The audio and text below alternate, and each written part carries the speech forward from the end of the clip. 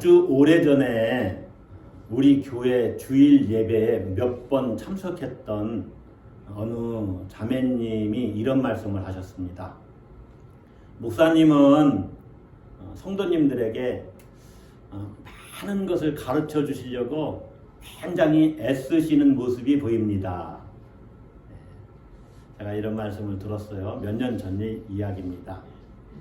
그 말씀을 듣고서 제가 아무런 댓글을 하진 않았습니다. 그리고 속으로 이렇게 생각을 했어요. 그 말씀이 맞는 말씀이기는 합니다. 그런데 다 맞는 말씀은 아닙니다. 그렇게 속으로만 생각을 했습니다. 자, 여러분, 예배를 통해서, 특별히 설교를 통해서 제가 여러분들에게 많은 것을 가르쳐 드리려고 하는 것 같습니까? 네, 아멘이 다 맞는 말씀이기도 하지만 다 또 맞는 말씀은 아닙니다. 예.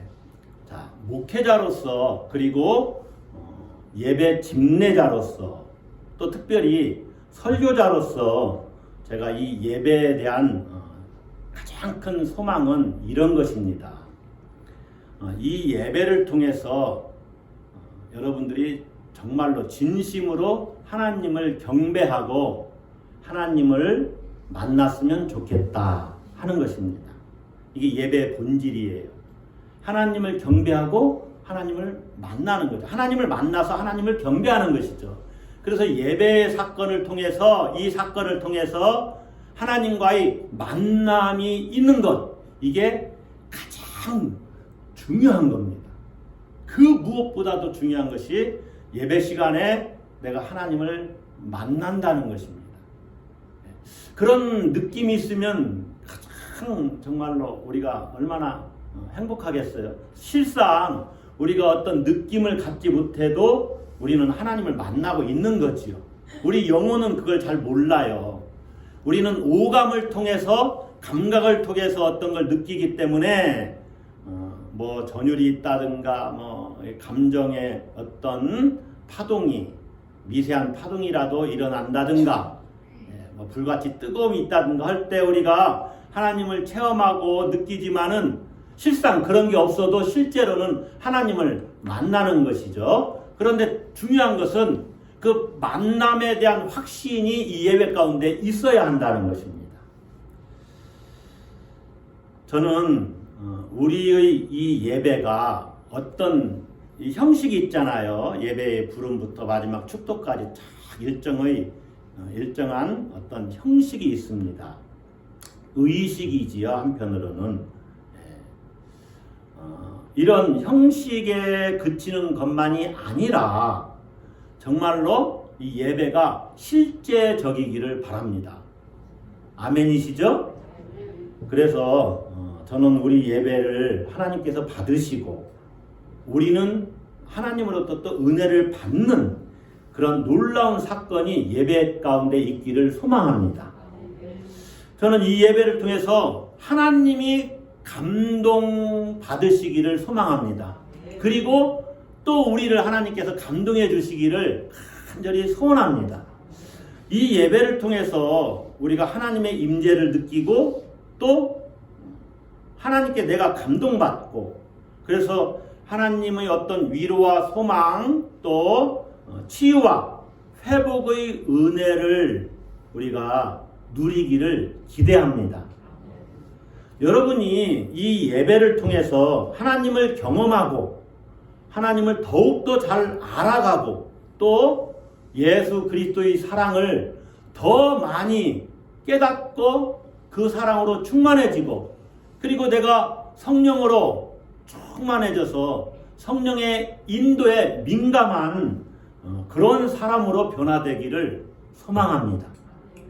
저는 이 예배를 통해서 여러분과 제가 정말로 예수 닮은 그리스도인으로 변화되기를, 또 온전히 하나님만 사랑하고 하나님께 순종하는 그리스도인이 되기를, 그리고 하나님의 형상을 온전히 이루는 성숙한 그리스도인이 되는 그렇게 되었으면 좋겠다는 꿈을 꿉니다. 할렐루야. 그러면서 저는 이 예배를 기대해요. 어떤 면에서는 이 예배에 대한 설렘이 있습니다. 예배 드리기 전에 항상 그런 마음을 가져요. 물론 설교자로서 저는 이 예배에 임할 때 항상 긴장이 있기는 해요. 긴장감이 있다는 거예요. 그래서 설교자로서 제가 우리 교회 다니면서는 정말로 마음 편하게 예배에 임하지 못합니다. 이게 설교자의 딜레마인 것 같아요. 여러분에게 저를 통해서 하나님께서 은혜를 좀 많이 주셨으면 좋겠다. 이런 마음이 크다 보니까 긴장감이 있고 그래서 편하질 못해요.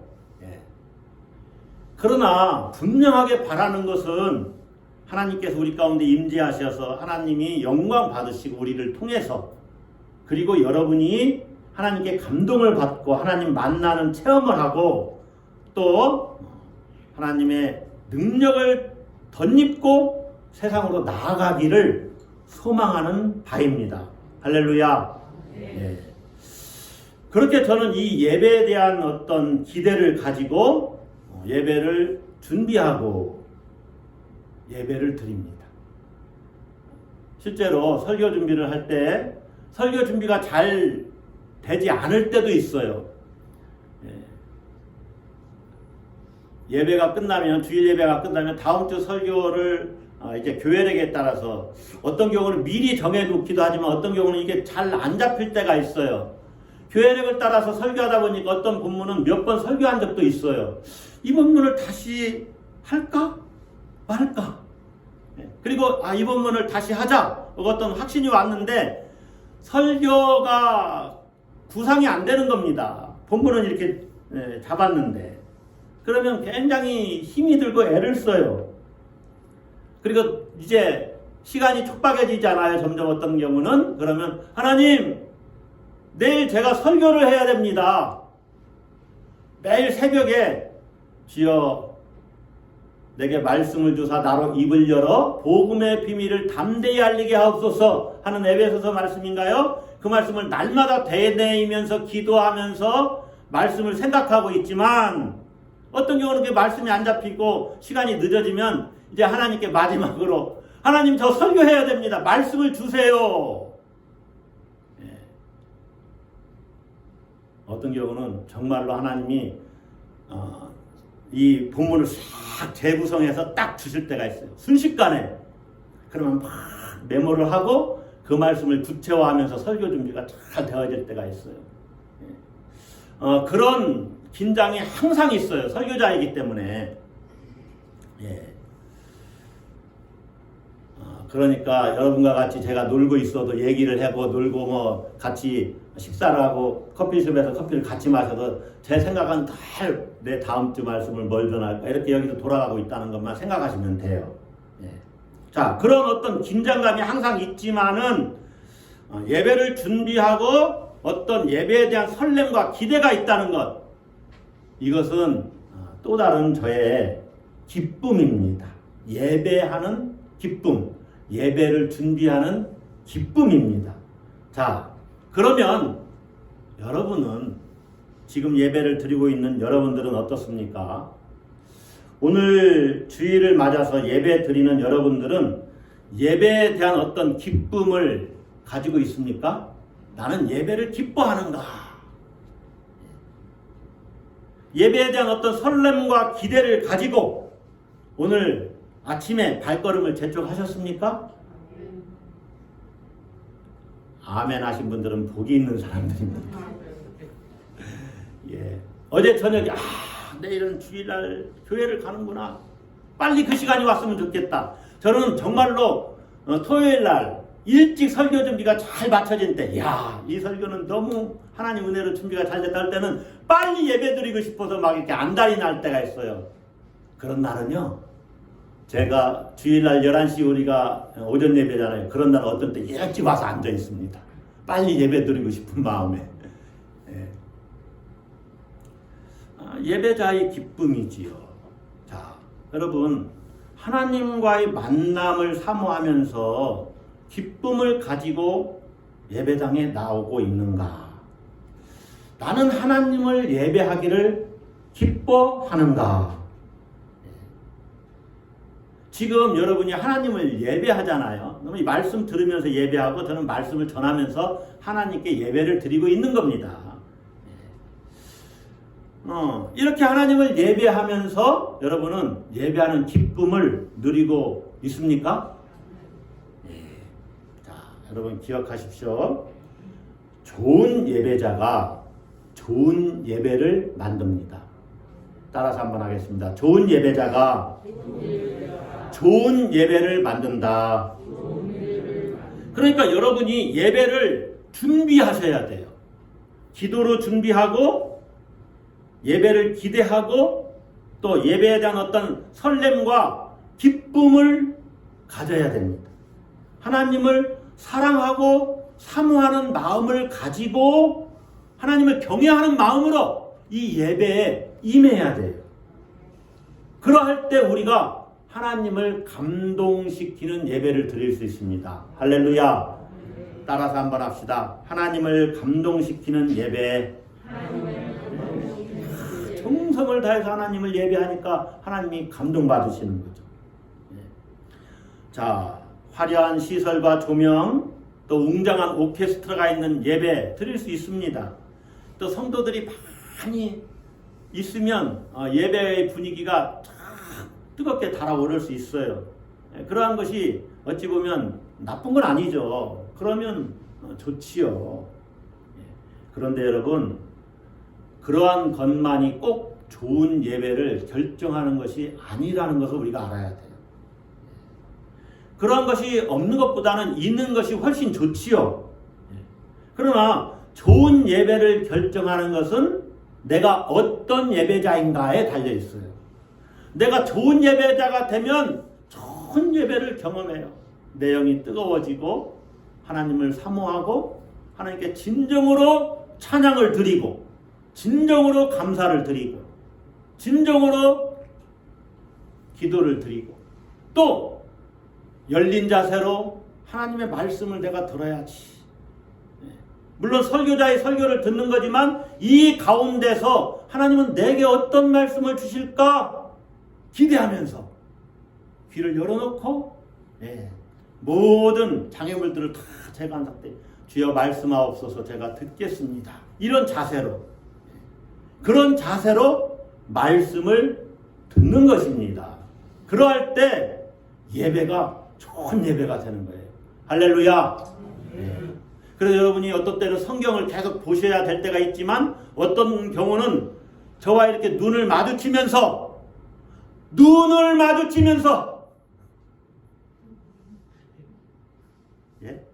그러면서 설교를 들으셔야 돼요.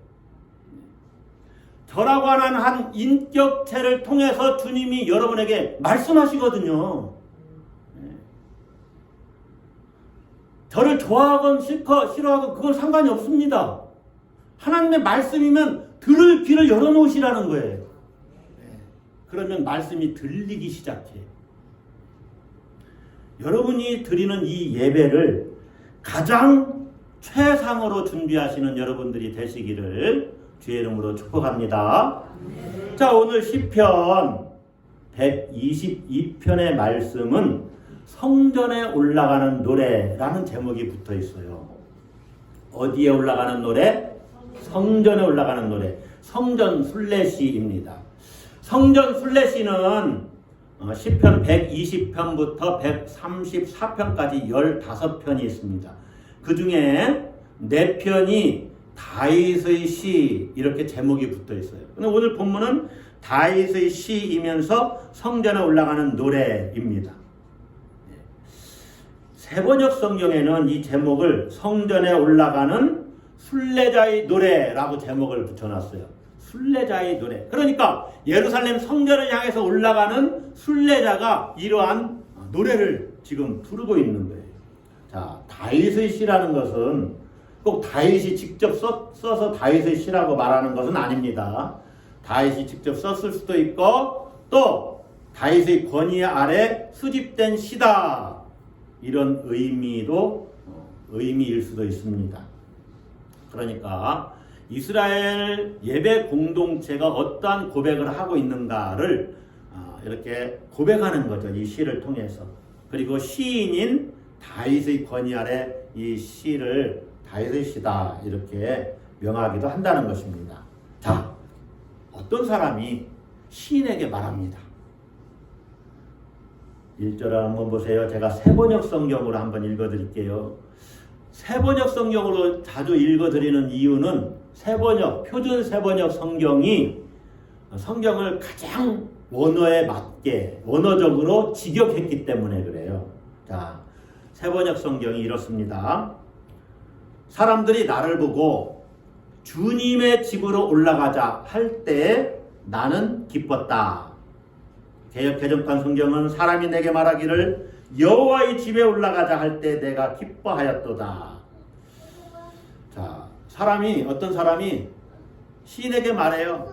우리가 여호와의 집으로 올라가자. 이렇게 같이 올라가자고 초대한 것입니다. 뭐를 했어요? 초대했어요. 여호와의 집에 올라가자 초대했어요. 그런데 시인은 그 말을 듣고 너무너무 기뻤다는 거예요.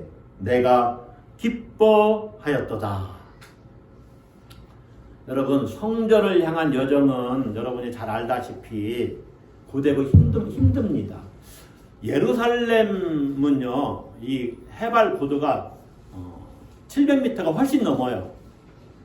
그러니까 굉장한 어떤 산을 올라가는 그런 느낌으로 계속 예루살렘을 향해서 올라가는 거예요. 그러니까 그것 자체도 힘들어요. 근데 먼 타지에서 예루살렘을 향하는 길이 얼마나 힘듭니까? 당신에 무슨 도로가 있습니까? 또 길이 평평하기를 합니까? 아니잖아요. 또 가는 길에 어떤 위험이 있는지 몰라요. 안전이 확보되질 않아요. 강도의 위협이나 도둑의 위험이 있다는 것이죠. 그런데 시인은 여호와의 집에 올라가자 하는 초청을 받고 너무너무 기뻤습니다. 예전에 그 예루살렘을 순례하고 다녀왔던 기억들이 있었겠지요. 그래서 또 내가 예루살렘을 가는구나 하고 기뻤던 것입니다. 자, 여호와의 집은 예루살렘에 있는 하나님의 성전을 가리킵니다. 우리 그 정도는 알고 있지요. 하나님의 성전이 있어요. 그 예루살렘을 향해서 가는 것이 너무나 기뻤다는 거예요. 자, 시인은 그렇게 성전을 사모하면서 기쁨으로 순례길을 나섰는데 어느덧 예루살렘에 도착을 했어요. 그 과정은 다 생략되어 있어요. 그만큼 예루살렘에 가는 것이 기뻤다는 것을 묘사하는 거예요. 2절을 한번 보세요. 예루살렘아, 우리 발이 내 성문 안에 섰도다. 자, 이런 것이죠. 제가 만약에 부산을 여행하면 부산시여, 나 드디어 여기에 도착했어. 해운대야, 나 이 해운대 바닷가에 도착했어. 이렇게 말하는 것과 똑같아요. 그 기쁨이 지금 묻어나 있어요. 시인은 예루살렘 성문에 도착을 했습니다. 함께 온 사람들과 성문 안에 발을 내딛고 서자 시인은 이제 예루살렘에 왔구나. 그것을 실감하면서 감격하는 거예요. 그래서 쭉 성경을 읽어보면 예루살렘을 찬양하는 그 성구들이 계속 나오고 있어요. 그런 그 3절, 4절 쭉 나오죠. 예루살렘이 얼마나 조화롭고 균형이 있게 이렇게 지어졌는지를 찬양합니다. 너는 잘 짜여진 성읍과 같이 건설되었도다. 이런 걸 영적으로 우리가 이제 해석해 볼 수도 다 있죠. 성전인 우리가 균형 있고 조화롭고 아름답게 이렇게 살아가는 모습들, 이런 것도 한번 생각을 해볼 수 있어요. 어쨌든 시인의 이 기쁨은 찬양으로 이어지고 찬양은 소망으로 나아갑니다. 그리고 이 소망은 이 땅에 하나님의 평안이 가득하기를 바라는 간구로 이어집니다. 자, 여러분, 시인이 벅찬 감격과 기쁨에 겨웠던 이유가 도대체 뭘까요? 시인이 왜 이렇게 기뻐하는 것일까? 이 기쁨의 원인이 뭘까요? 자, 첫 번째는 시인은 하나님의 면전에서 예배할 수 있다는 사실 때문에 기뻐합니다. 누구 면전에서? 하나님 면전에서 예배한다는 사실. 출애굽기 23장 17절에 보면 내 모든 남자는 매년 3번씩 주 여호와께 보일지니라. 여러분, 이게 남자만 이 예루살렘 성전에 나가야 된다, 꼭 이런 말씀은 아니에요. 여성분들에게는 대단히 죄송하지만은 당시 사회가 남성 위주의 사회였기 때문에 이렇게 이야기를 하는 거예요. 뭐 가족들이 다 같이 올라가는 거죠. 또 어린이도 같이 따라서 올라갑니다. 예수님도 12살 때 이렇게 성전을 향해서 나아갔잖아요, 예루살렘으로. 자, 모든 이스라엘 남자들 또 사람들은 매년 3번씩 주 여호와께 보여라, 여호와께 보여라 너를. 그 보이는 것이 성전에 나가는 거예요. 여러분, 성전에 나가는 것은 자신을 하나님께 보여드리는 겁니다. 하나님이 예루살렘만 계시냐? 여기에는 계시지 않냐? 여기도 계시잖아. 그러니 뭐 꼭 예루살렘에 갈 필요가 뭐 있어? 시인은 그렇게 생각하지 않았다는 거예요. 자신과 함께 하나님이 계시지만은 성전에 가서 자신을 보여드리는 것, 그것을 성전 제사, 성전 예배에서 찾았다는 것이죠. 자, 여러분 한번 생각을 해보세요. 시골에 계신 부모님과 우리가 요즘은 시대가 너무 좋아서 화상으로, 핸드폰으로 다 만납니다. 인사하고. 그런데 어느 날 시골에 계신 부모님이 아들 부부에게 이렇게 전화를 합니다. 얘야, 감나무에 감이 많이 달려있는데 감 따러 와라. 참기름도 짜놨다. 들기름도 짜놨다. 바쁘지만 한번 내려와라. 이게 무슨 얘기입니까? 그렇죠. 그거죠. 보고 싶다는 거예요. 보고 싶다. 화상으로만이 아니라 정말로 보고 싶다는 거예요. 보고 싶다. 보고 싶으니 한번 왔다 가라를 그렇게 이야기하는 거예요. 그것도 모르고 어머니 걱정 마세요. 우리 동네 슈퍼가 큰 것이 생겨서 참기름도 있어요. 들기름도 있어요. 감도 많아요. 뭘 몰라도 한참 모르는 거죠. 어머니 걱정하지 마시고 택배로 보내세요.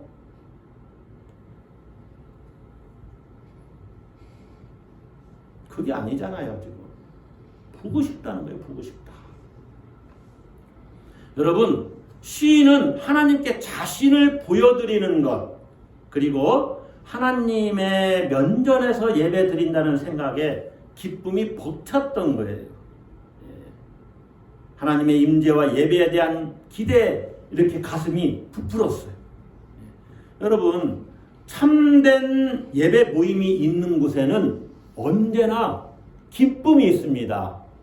할렐루야. 하나님께 제가 지금 예배를 드립니다. 하나님 여기에 계신 줄 믿습니다. 저는 하나님 때문에 삽니다. 하나님이 나의 소망입니다. 하나님이 모든 것 다 책임질 줄 믿습니다. 그렇게 고백하면서 기뻐하는 거죠. 하나님 면전에 나와서 우리가 이 예배 드리지 않으면 하나님 우리와 함께 하시지 않는 것입니까? 아니잖아요. 그러나 이 예배, 이 형식이 있는 예배 내가 참여함으로 하나님께 나를 보여드리는 거예요. 두 번째, 시인이 여호와의 집에 올라가자는 초청을 받고 기뻤던 이유는 예루살렘을 사랑하기 때문입니다. 뭐를 사랑해요?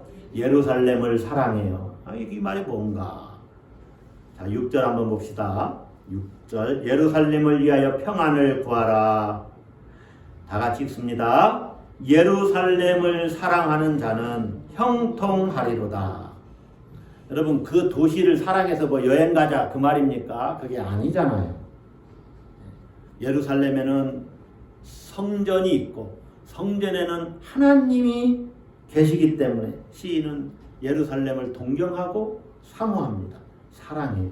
그러니까 시인에게는 예루살렘이 단지 어떤 물리적인 공간이 아니에요. 지리적인 공간으로서만이 아니라 예루살렘은 시인에게는 그리움의 장소요, 사모하는 장소입니다. 그곳에 하나님이 계시기 때문에 시인은 하나님을 사랑하는 거예요.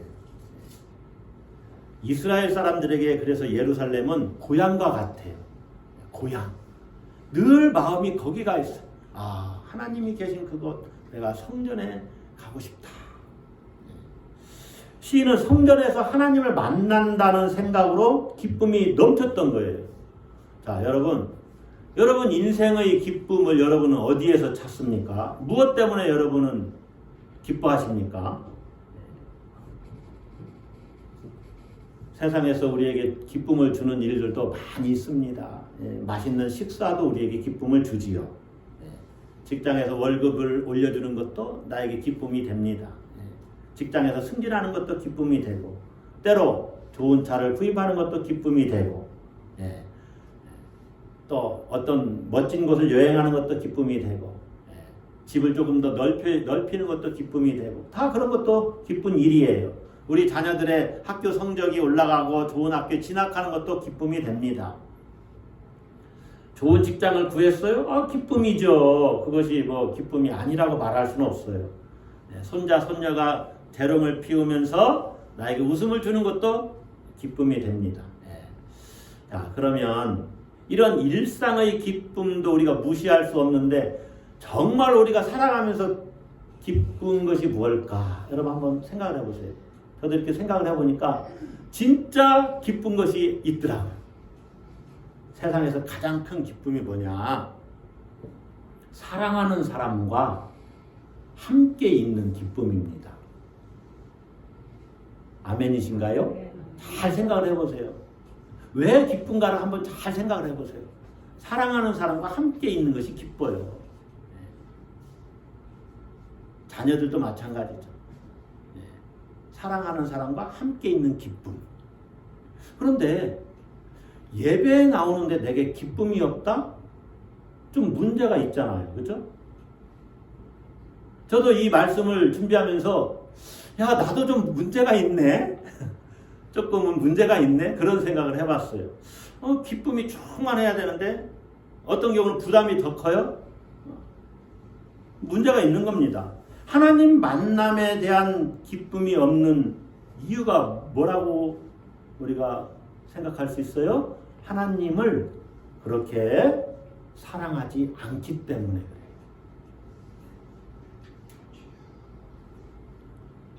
정확합니다, 여러분.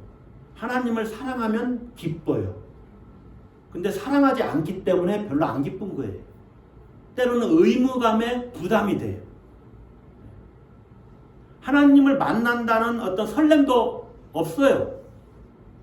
또 기대도 없습니다. 왜 그렇습니까? 하나님을 그만큼 사랑하는 마음이 없다는 겁니다. 자, 옆에 분 한번 이렇게 보세요. 예. 자, 오늘 뭐 기쁨이 있는가 이렇게 설교하니까 지금 웃으셨죠? 옆에 분을 보세요 하기 전에는 뭐 얼굴이 좀 어땠습니까? 예. 사랑하는 사람을 만나는데 도살장으로 끌려가는 얼굴을 하고 있다? 잘못됐죠. 그죠? 예. 사랑하는 사람을 만나러 가니까 기쁜 거죠. 기쁘죠.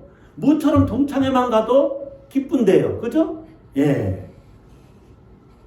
사랑하는 사람을 만나러 가는 설렘과 기쁨이 있어야 돼요. 기쁨과 설렘이 있고 기대가 되려면 그만큼 사랑을 해야 됩니다. 하나님을. 그런데 여러분, 사랑은 어떻게 싹이 트는 겁니까? 사랑은요, 만나야 싹 트는 거예요. 그렇죠? 예. 흔히 out of sight, out of mind. 안 보면 멀어진다는 말씀이 있어요. 안 보면 멀어지는 거예요. 봐야만 가까워지는 거예요. 그러니까 하나님도 자꾸 봐야 가까워지는 거예요. 사랑하는 마음이 생겨요. 매일매일 말씀을 묵상하고 하나님께 내 마음을 주고 하나님을 지향하고 그렇게 늘 소통을 해야만 하나님을 사랑하는 마음이 이렇게 일어나요. 가까워진다 그 말이에요. 자꾸 봐야 가까워지고 사랑이 커갑니다. 그래서 그렇게 사랑하면 기쁨이 넘치죠. 여러분, 하나님을 사랑해야 기쁨이 넘칩니다. 할렐루야. 하나님을 사랑하는 예배자는 기대가 있고 설렘이 있고 기쁨이 있어야 되는데 사랑할수록 그 마음이 커져가는 거예요. 그것이 예배자의 기쁨이고 예배하는 기쁨이에요.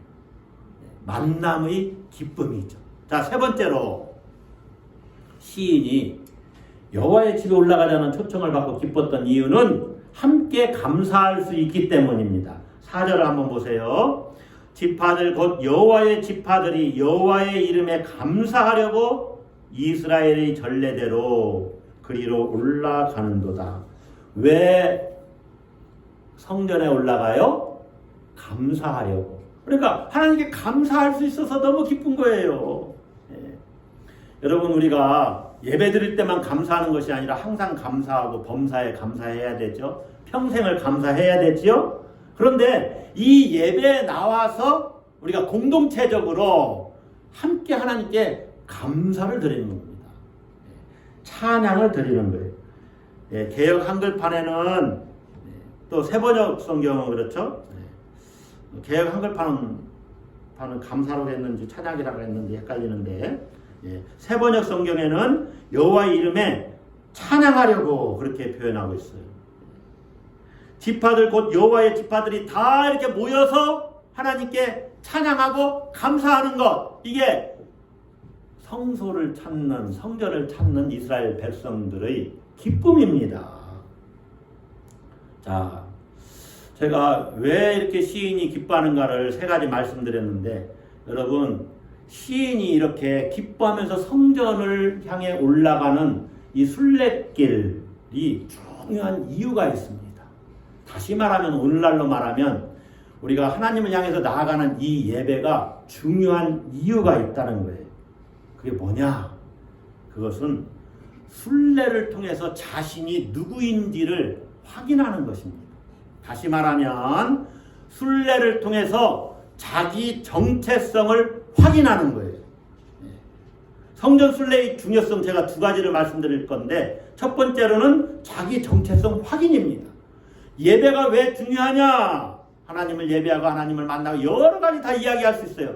그런데 이 예배를 통해서 내가 누구냐 하는 정체성을 확인한다는 거예요. 예루살렘은요, 이스라엘 사람들의 구심점이에요. 이스라엘 백성들은 1년에 3번, 본문에 보면 이스라엘의 전례대로 그랬죠.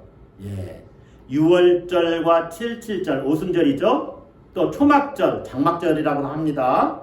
6월절은 무교절이라고도 하고, 그렇게 6월절, 7.7절, 장막절에 이렇게 예루살렘을 향해서 성지를 순례해요. 성전을 향해서 올라가요. 그렇게 함으로 이스라엘 백성들은 내가 누구냐? 자기와 그 민족의 정체성을 찾는 거예요.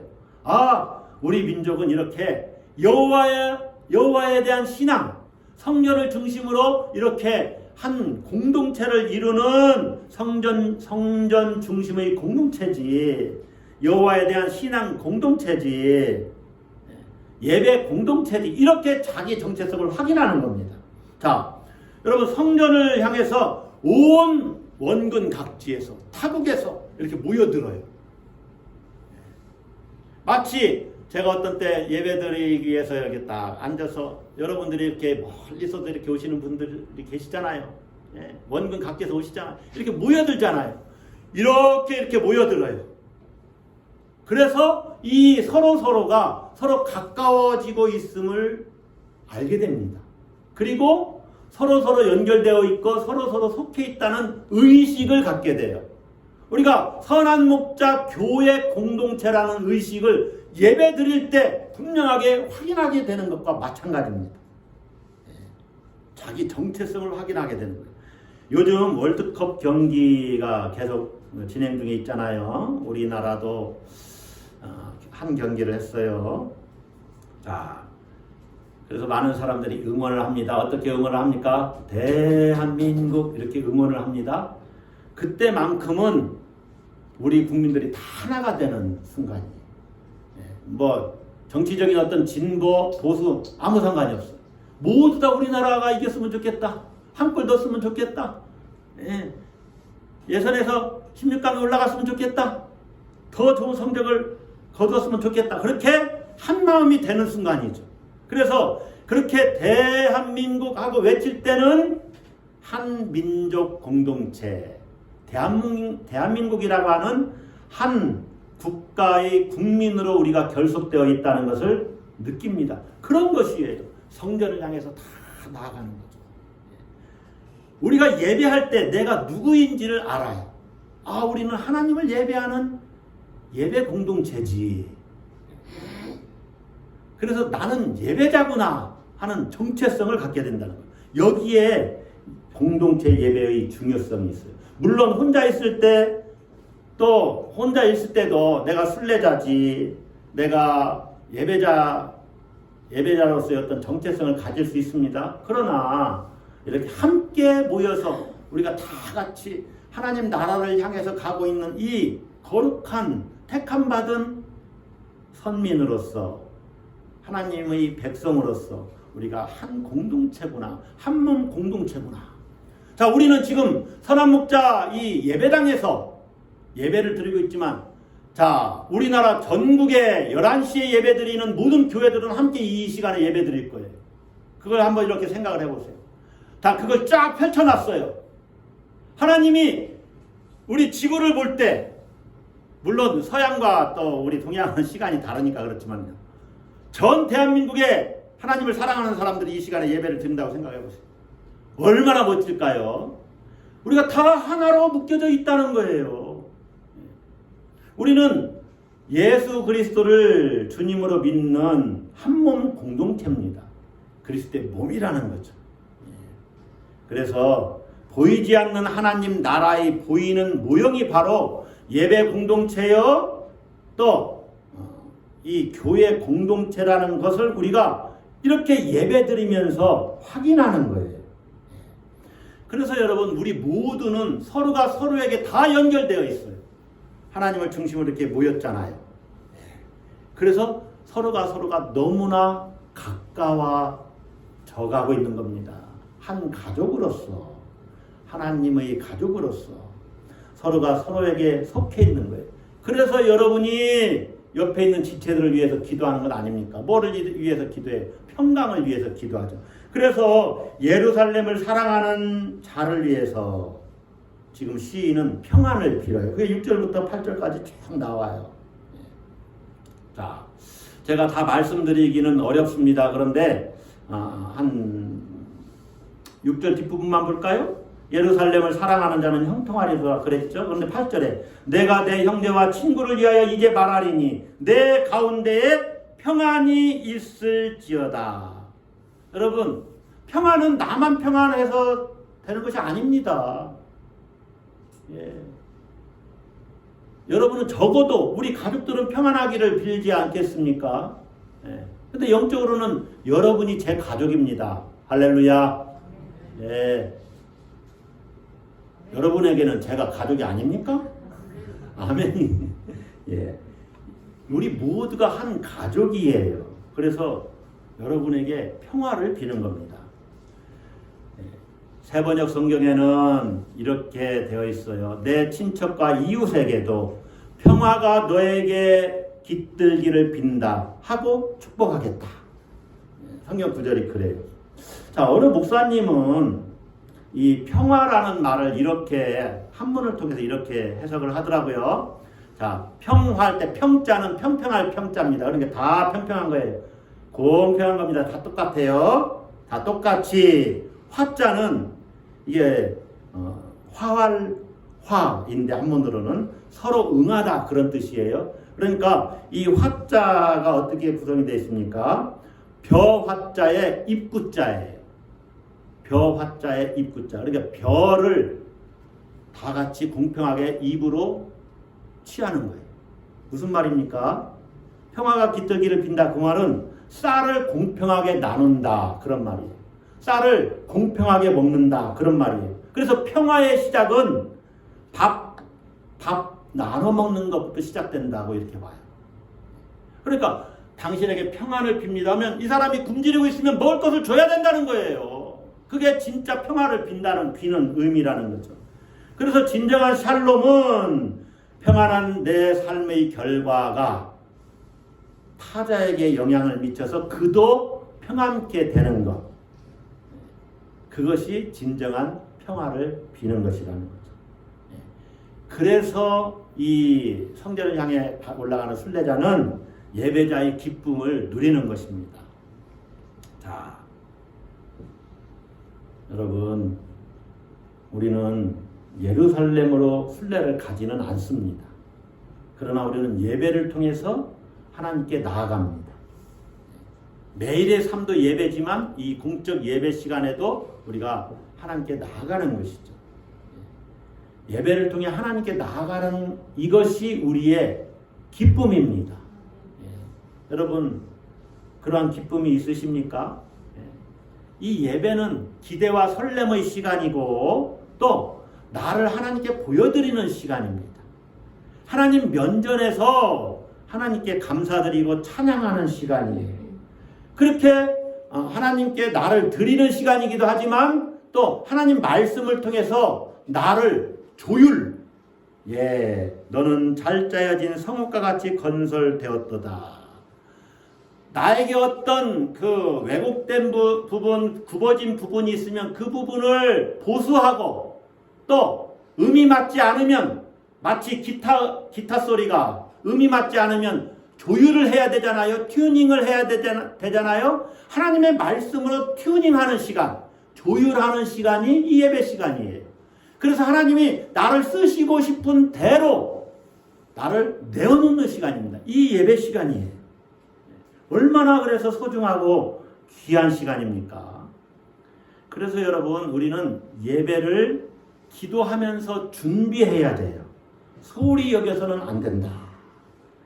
좋은 예배자가 좋은 예배를 만든다. 여러분, 이 예배 가운데 하나님께서 전무후무한 은혜를 내게 부어주실지 누가 알겠습니까? 그 전무후무한 은혜를 주시옵소서 이렇게 기도하면서 사모해야 된다는 것이죠. 하나님은 그렇게 사모하고 영과 진리로 준비된 자, 그렇게 예배를 찾는 자들을 찾으셔요. 그렇게 예배를 드리는 자들을 찾으신다는 거예요. 요한복음 4장에서 이렇게 말씀하죠. 23절인데 아버지께 참되게 예배하는 자들은 영과 진리로 예배할 때가 오나니 곧 이때라. 아버지께서는 자기에게 이렇게 예배하는 자들을 찾으시느니라. 하나님께서 정말로 온전히 하나님을 예배하는 자들을 찾으신다는 거예요. 여러분이 그러한 주인공 되시기를 바랍니다. 온전히 예배하는 기쁨을 여러분이 회복하시기를 주의 이름으로 축복합니다.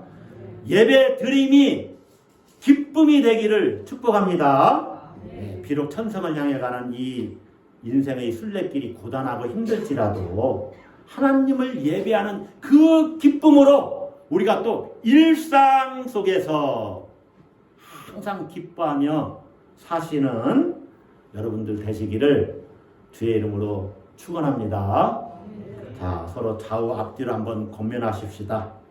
하나님께 예배드림을 기뻐하십시오.